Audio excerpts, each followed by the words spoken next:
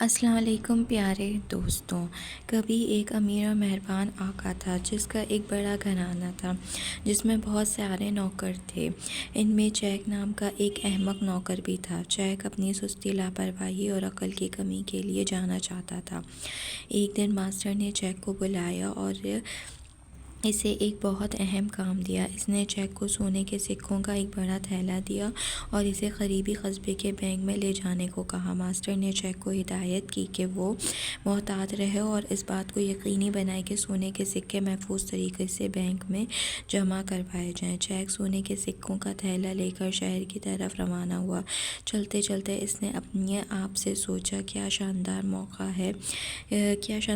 ہے، میں اس سونے میں سے کچھ استعمال کر کے اپنے لیے جوتوں کا نیا جوڑا خرید سکتا ہوں اور ہو سکتا ہے کہ ہوٹل کا ایک اچھا کھانا بھی کھاؤں۔ چیک چلتے چلتے اپنے سونے کے سکوں کے تھیلے کا وزن محسوس ہونے لگا۔ اس نے اپنے آپ سے سوچا، یہ تھیلا بہت بھاری ہے، کاش میں اسے ہلکا کر سکتا۔ اچانک اسے خیال آیا۔ اس نے سونے کے کچھ سکے سڑک کے ساتھ بہنے والی ندی میں پھینک کر بوجھ ہلکا کرنے کا فیصلہ کیا۔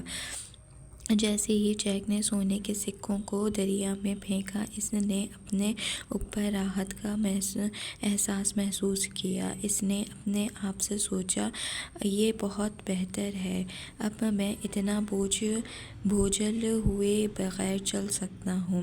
لیکن جیسے ہی چیک اپنے راستے پر گامزن تھا، اسے احساس جرم ہونے لگا۔ اس نے اپنے آپ سے سوچا، میں نے کیا کیا ہے، میں نے آقا کے سونے کے کچھ سکے پھینک دیے ہیں، جب اسے پتہ چلے گا تو وہ کیا کہے گا۔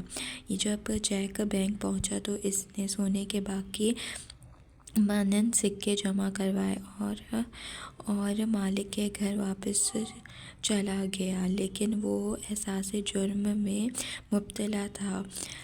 جو جانتا تھا کہ اس نے بہت بڑی غلطی کی ہے۔ اگلے دن ماسٹر نے چیک کو بلایا اور اس سے سونے کے سکوں کا حساب مانگا۔ چیک نے سچ چھپانے کی کوشش کی، لیکن ماسٹر نے دیکھا کہ اس کے چہرے پر احساس جرم لکھا ہوا ہے۔ ماسٹر نے چیک سے پوچھا، سونے کے سکوں کا کیا ہوا؟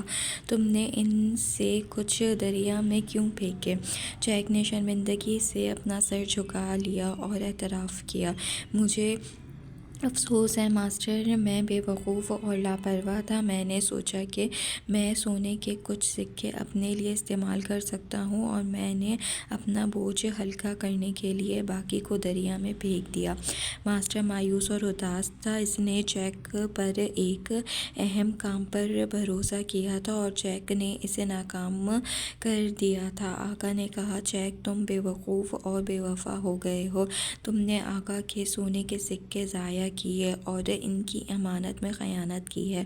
اب سے تم اس گھر کے نوکر نہیں رہو گے۔ اور اس کے ساتھ ہی چیک کو ماسٹر کی سروس سے نکال دیا گیا، اور یہ جان کر کہ اس نے بہت بڑی غلطی کی ہے اور اپنے مالک کا اعتماد کھو دیا ہے، بھاری دل کے ساتھ گھر سے نکالا۔ اس دن سے چیک جگہ جگہ گھومتا رہا، معافی اور دوسرا موقع مانگتا رہا۔ اس نیکی نے